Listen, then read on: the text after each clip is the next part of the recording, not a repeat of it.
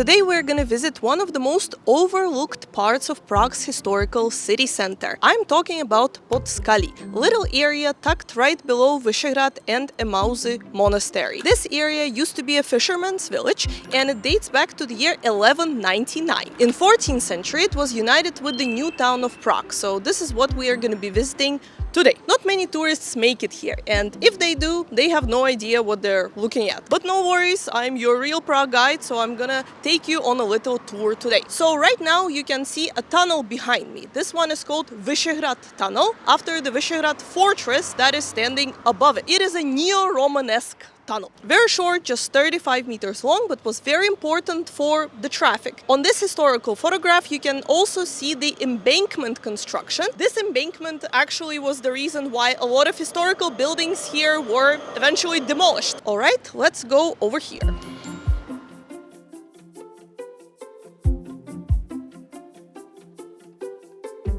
So now we have arrived to our second stop and we are standing next to the colony of Cubist houses. Cubism, as you might know, is a style that was inspired by the avant-garde artists such as Pablo Picasso. But when it comes to architecture, Czech Republic and Prague in specific are very special places because only here you can find the purest Cubist houses. So this is one of them, perhaps the most famous one. This is sort of a triptych Cubist house constructed by Josef Hochol. So it's actually 3 houses all together. And if you're in the area, you for sure should check it out. I mean, they even have architecture tours that visit this particular place. Over here, you can peek into the little yard. Over there you can see the stairs uphill. Uphill is Vyšehrad, but you cannot really enter this area normally because these are the private houses.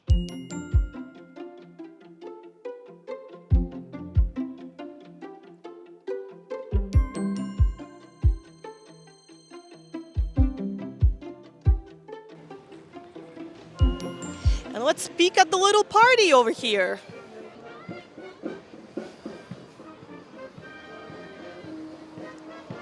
I'm gonna tell you what's that about in a few minutes. Let's get a spot over there. Oh yeah, that's right. They're trying to get the ball. They need someone with a boat. Enjoying this video? Don't forget to subscribe to our channel and give this video a thumbs up. And if you really like it, you can give us a super thanks. That will help us a lot. Thank you. I just wanted to mention, guys, that we are passing by the train bridge. It is still here. If you're not aware of what's going on, they're trying to reconstruct it. I think it's set to 2028, something like that. But this bridge comes from 1901 and it's very old and kind of rusty and needs a renovation, but very dear to everyone's heart. Some people find it ugly, but it's already part of panorama. Oh wow, Václav is telling me that it's one of the most beautiful bridges in somewhere. Europe, world, galaxy, I don't know. I mean, you know what, after I said that functionalism is not cute or whatever I said is boring, and if it looks low-key boring, it is functionalism. Sorry if that's your jam. And a bunch of people wanted to strangle me. I have no idea what's cute anymore, I have to say. But what I wanted to talk about is the party that you just saw, because we are very lucky today, guys, because it is the 155th anniversary of one of the oldest societies in Prague called Vltavan, and it's the Society of the Raftsmen. So who are the raftsmen? Raftsmen are pretty much an extinct profession. They used to be this group of tough guys that lived here and worked at the river whole year round. When it was warm, they were helping with deliveries of wood, because that's how they would transport wood from one side of the river to the other. And in winter, they were cutting ice, which was also very tough and very cold. I think there's a huge boat with a bachelorette party and the bachelor party. And the bachelor party are showing them their bare chests. I guess, I don't know what the bachelorette party is doing. Are they reciprocating? That's nice. That's cute. Okay, well, anyways, there are a lot of parties on Naplavka. We are at Naplavka, of course. Take a look. There are many people who go here on a walk. There are farmers markets, concerts, everything. Anyways, back to the raftsmen. I became fascinated with them when we were doing our video about floods in Prague, which is a very unfortunate but common natural disaster in this area. If you haven't seen that video, check it out. Today, when I had this video prepared, we happened to shoot it on their anniversary. It's a sign. For what? I don't know. But let me show you something else connected to the raftsmen. Let's go this way.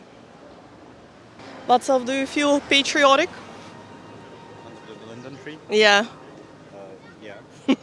It's very picturesque, very nice. Lots of these boats have bars on them, and over there is the ferry boat that you can take to get on the opposite side of the river or to some other places with adventures. By the way, I just realized that I brought a very squeaky bag, so if you hear some squeaky noises during this video, that's why. I don't have a mouse in my pocket, but there are giant ones over there. We're gonna be crossing the street now, getting away from the water, and I'm gonna show you one of the two surviving houses of Podskali. You will not catch me jaywalking.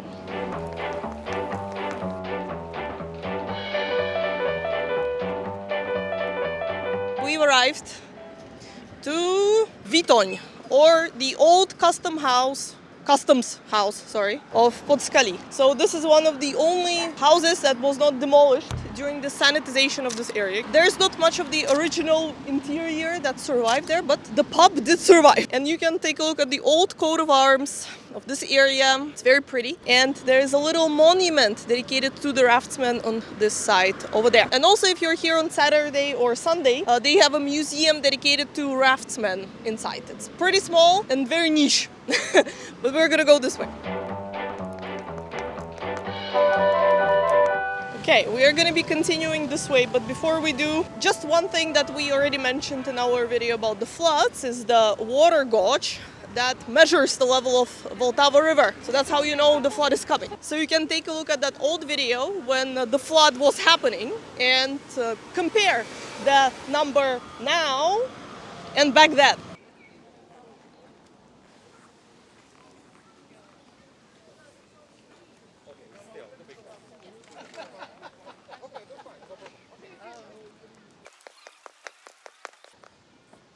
Very busy in here, guys. Very busy, but great spot for coffee, brunch. So we are now just stopping here momentarily.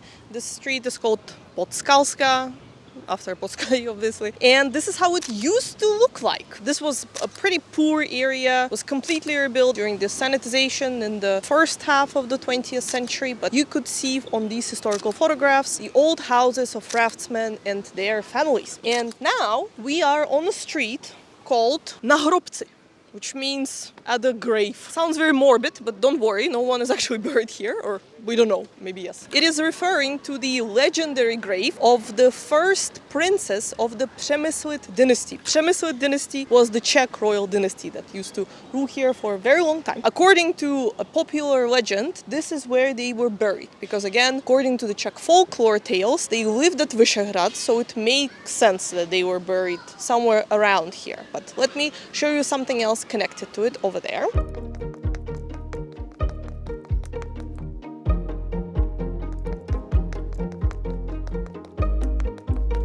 All right, here we are. Perfect. You can see at the facade of this house a little hint about its name. It's called House at Five Kings because, according to the legend, maybe some of them were buried here. This is a neo-Renaissance house that comes from 1906, but there used to be an even older one, and believe it or not, there is a photo of it available. And this one had 6 kings on the facade. Currently, St. Wenceslas is missing from here. Much like other houses in this area, it was built on older foundations, and same goes for this house over here. So we're gonna swap spots with Václav. The name is a little bit difficult for me because it means something in German, but I'm not sure what. It's called Utunglu or Tunzel. Tungl, something like that. I'll write it on the screen. And you can see the frescoes that are drawing inspiration from the folklore tales of the Czech people. If you look almost all the way up, there's a statue, looks like a monkey, and it's supposed to be a water sprite. Because again, this was the area where everything was revolving around the river. This is where raftsmen lived and traded. So there were a lot of superstitions connected to their job and to the river itself because it was quite unruly. Vltava means wild waters. I think it comes from the Celtic wild waters. So this is why people would pass on these tales about some good and evil water spirits that were controlling their life. All right. Let's go this way.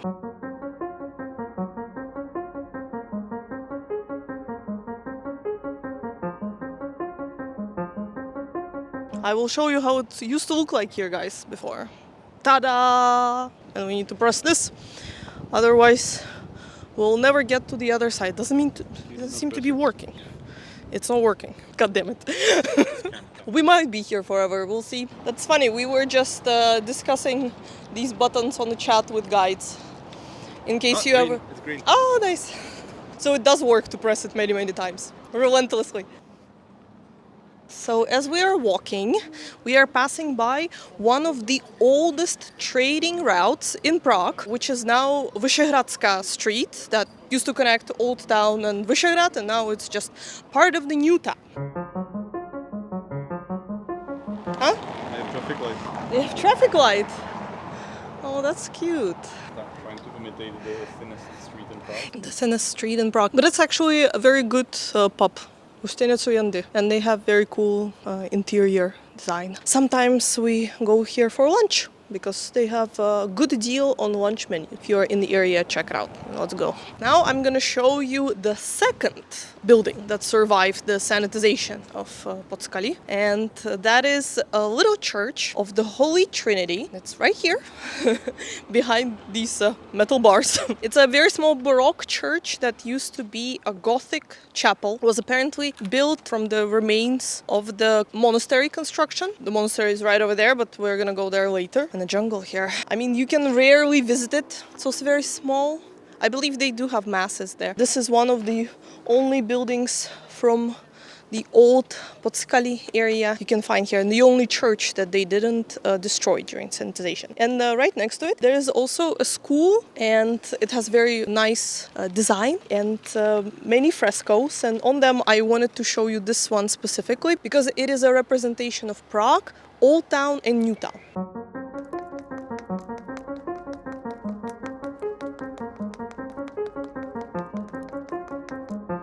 Okay, so from that little church, you can walk this way and you will end up at a huge parking lot. But this is not why we're here. The parking lot is not that interesting, guys. We are here to talk about the building that no longer exists, but at least we have a historical photograph of that. It was called Fishpanka. A pretty weird name, let me explain. It is a distortion from fishbine. That comes from the time in 1862 when a company that was producing corsets purchased the building. For corsets, they used the whale bones, as you might know. People started calling it fishbine, and then fishpanka kind of stuck as well. But 10 years afterwards, a prison was established here. It was a short-term prison for delinquents, and the sentences ranged here from just a few hours to 2 weeks. And the crowd was kind of strange as well. People who were usually brought here were homeless, unregistered prostitutes, raftsmen who sold wood illegally, people who didn't pay rent, and even people who didn't have their documents, and police couldn't identify their nationality. They all were brought to Fishpanka by a carriage called Green Anton, this is how it looked like, from the nearby police headquarters. But it was not just a jail, it was also kind of like a social facility. When people would end up here, their clothes were cleaned and disinfected, they were given medical treatments if it was necessary, and later sent to a hospital if they wanted to or needed to be sent there. So over the years, around 7,000 people went through here, through this institution. All right, let's continue this way. We will come back to the topic of jails and prisons one more time in this video. For now, we are just passing by this little street. It's called Na Poříčním právu, and this is where the old town hall of Podskali used to be located. Unfortunately, not much is left from the old Podskali, as I mentioned before, due to sanitization, but you can sort of feel this like nautical theme to this area. The businesses that are still here have the names or symbols that go back to that history of the neighborhood. Right, guys, we are almost out of the parking lot. Take a look over here and you will find a monument of the Czech legionnaires from the times of the First World War. And on this side over here, you can see the Emmaus Monastery. The Emmaus Monastery was established by King Charles IV as the center of Slavic liturgy. And we actually visited it quite recently in the video where we talked about the Second World War history of Prague, particularly the Valentine's Day bombing. So I'll not give you any spoilers. You can check out this video if you're interested. And we are now gonna explore this area a little bit as well, because Podskali is actually referring to this rock, right? It's under the rock and it meant to be under the Emmaus Monastery. There is a little hidden staircase we can take. Looks like it's open today. Sometimes it's not. You can see the very famous buildings from here. So you can see they're very modern, not medieval at all. They're so-called Prager's dice. They were constructed in the 70s by a very famous Czech architect, Karel Prager. And we are gonna check it out now. Over here. I mean, it looks kind of half closed, but not fully closed. So nowadays you can find CAMP headquarters here. CAMP is an organization that takes care of the urban development in Prague, but they also have a cafe here, sometimes exhibitions. And they're going to be temporarily moving out of here because there's going to be a renovation going on. So don't rush here if you're arriving to Prague soon. But if you're watching this video like a year or two from now, you should be fine.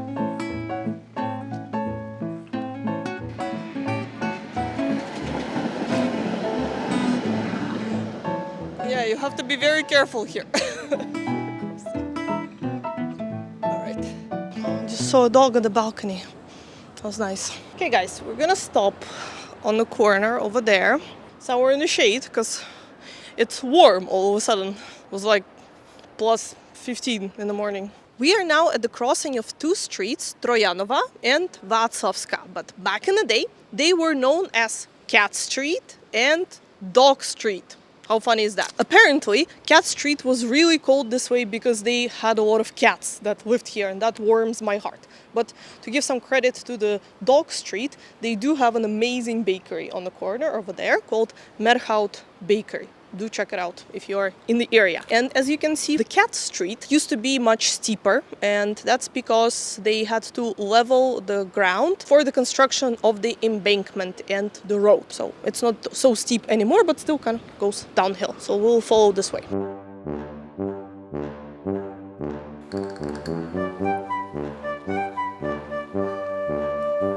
And this, guys, is the Technical University branch, located in a very pretty building. But we are gonna quickly talk about that one over there on the corner. You can already see it. It's gray and scary. And this, among other things, was the seat of the Czechoslovakian Masonic Lodge. Yes, I mean those Freemasons, yes. We made a whole video about them. In case you haven't seen it, do check it out. And I didn't include it because it was kind of out of the way, but just so you know, they really liked it here. So we're gonna cross now. It is actually very dark inside. I've been inside once. The atmosphere is kind of tense. All right, guys, as we walk around this block of buildings, I'm gonna tell you a legend about Saint Wenceslas. You might know him from the Christmas carol about good King Wenceslas. He was a duke, not a king though, but not important right now. So according to this legend, Saint Wenceslas was hunting in the forest below Vyšehrad, so in this area, before there were any buildings or towns or villages here. And he hurt himself, and while he was looking for help, he stumbled upon a spring of water, the clearest water that he ever saw, and it turned out that this water had healing properties. So he ordered to establish a well next to the spring, and it was drawing a lot of crowds, rich, poor, locals, travelers. The spring really did exist. There are many written records of it, and the outflow of the water from the well was diverted into Vltava River. And a lot of spas were established in this particular area. And if you know anything about medieval spas, they were a lot of fun, because up until 15th century, there was no division for men and women in spas. So if you were coming there to relax, you could get even more than just relaxation. You could also get a lot of services. For example, you could get a haircut or even some medical treatments. A very popular place. They even built a spa house there in the Empire style, and up until 19th century it was working. And we are almost at our next stop.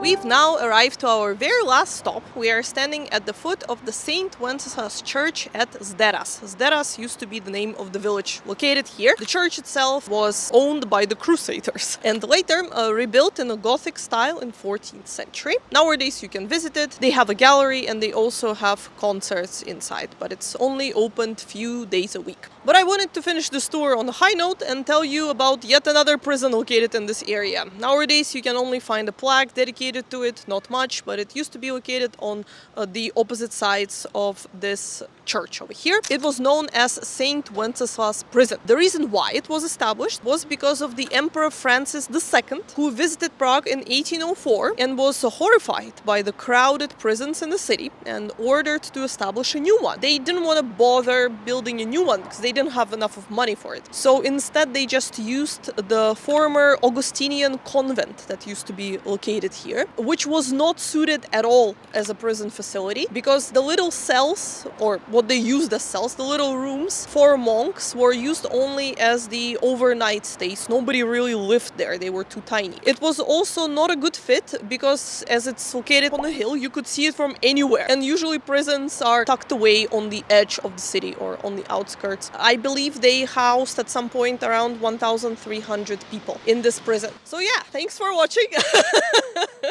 And I hope you liked our today's virtual tour. Just a little reminder, if you really liked our today's video, we can make more, but don't forget to leave us a super thanks. Super thanks are what keeps our channel going, as we don't advertise anything, as you have probably noticed. There are no VPNs and Squarespace advertisements on Real Prague Guides, not because we are not approached by them. We are. We just decline everything. So yeah, so if you liked our video, let us know in the comments actually which other area of Prague should we explore on the virtual tour, and we will see you guys in our next video. Bye!